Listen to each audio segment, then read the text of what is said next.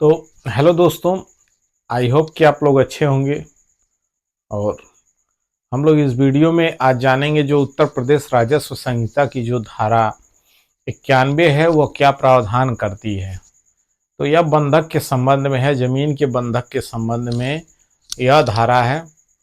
कौन सी जमीन बंधक रखी जाती है, कब अग्रिम धनराशि दी जाती है, ये सारा चीज़ें, सारी डिटेल इस वीडियो में हम लोग जानेंगे। ठीक है। और हमें लगता है कि आई होप आपको समझ में आया होगा पूरा वीडियो। अगर समझ में आएगा तो लाइक शेयर सब्सक्राइब जरूर कर दीजिएगा। तो चलिए हम लोग चलते हैं अपने वीडियो की तरफ।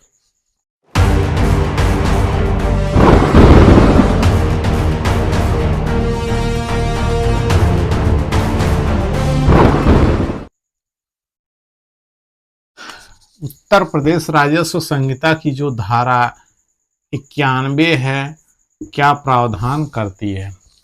91 क्या कहता है? 91 कहता है कि बंधक द्वारा अंतरण पर प्रतिबंध। बंधक द्वारा अंतरण पर प्रतिबंध।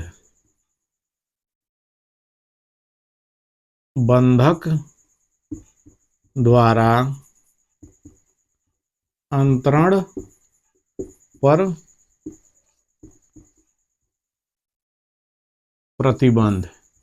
इसका मतलब क्या है, ये क्या कह रहा है, ध्यान से समझिएगा। बंधक द्वारा अंतरण पर प्रतिबंध।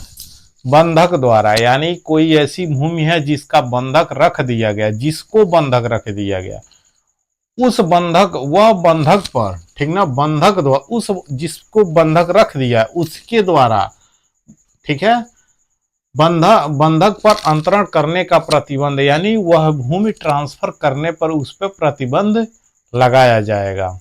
ठीक है। अगर ऐसा हो जाता है तो वह धारा 191 में प्रावधान, ऐसी चीजों के लिए प्रावधान किया गया है। ठीक है। तो चलिए पूरी चीजें जानते हैं हम लोग। कह रहा है किसी भूमि को किसी जोत या उसके, कोई भी भूमि है, ठीक है, कोई भी भूमि है उसका पूरा जोत यानी पूरा नंबर, ठीक है, या उसके किसी भाग को, या वो पूरा नंबर, जैसे मान लीजिए इतनी भूमि है ये, ठीक है, ये पूरा गाटा संख्या 20 है, ये पूरा एक जोत है, ठीक है, पूरा एक नंबर है जिसका रकबा मान लीजिए चाहे जितने कट्ठे का भी हो, ठीक है। एग्जाम्पल में मान लीजिए ये 20 कट्ठे का है,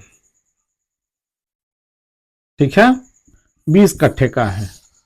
तो कह रहा है, यही कह रहा है कि किसी भी जोत या उसका कुछ अंश, यानी इस 20 कट्ठे का पूरा 20 कट्ठा या इसका कुछ अंश, इस जमीन का कुछ अंश,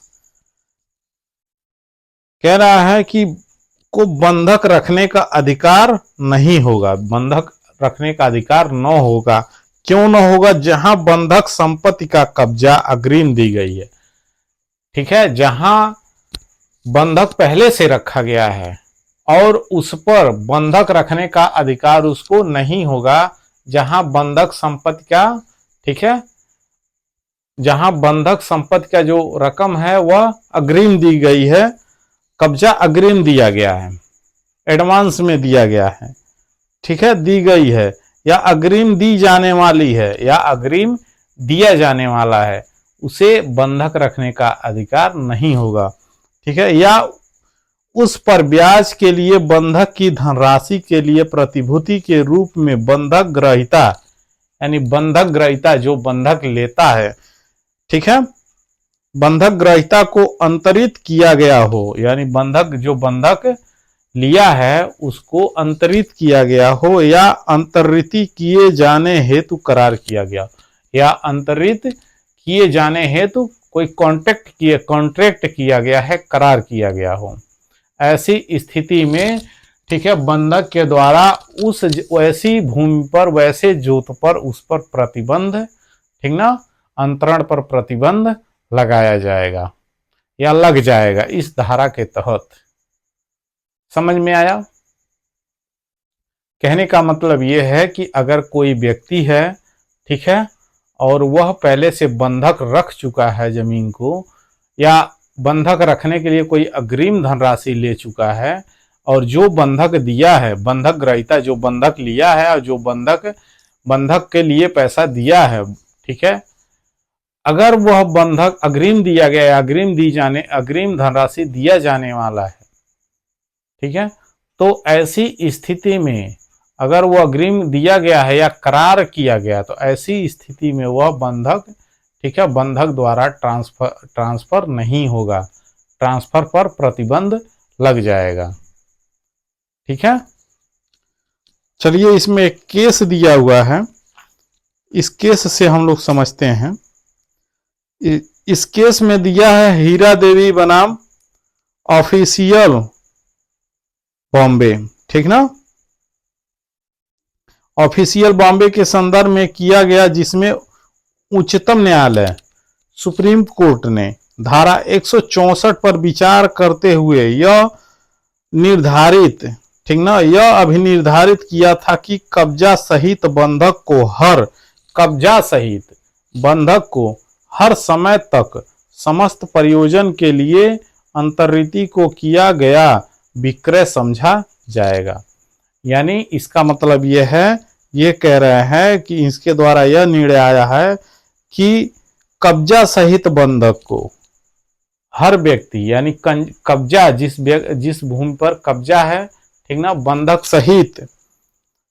सहित हर समय समस्त प्रयोजन के लिए, हर कार्य के लिए अंतर्रीति को किया गया विक्रय समझा जाएगा। और इसलिए अंतरण अधिनियम की धारा, ठीक ना, प्रॉपर्टी एक्ट के तहत अंतरण अधिनियम की धारा 60 के अंतर्गत किया गया विक्रय समझा जाएगा।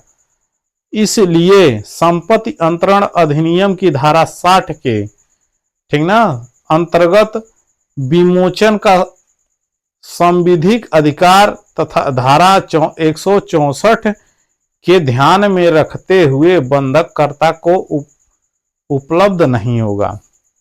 ठीक है, अतः उत्तर प्रदेश जमींदारी भू राजस्व अधिनियम 1950 की धारा 164 के तहत व्यवहार विक्रय का अंतरण था।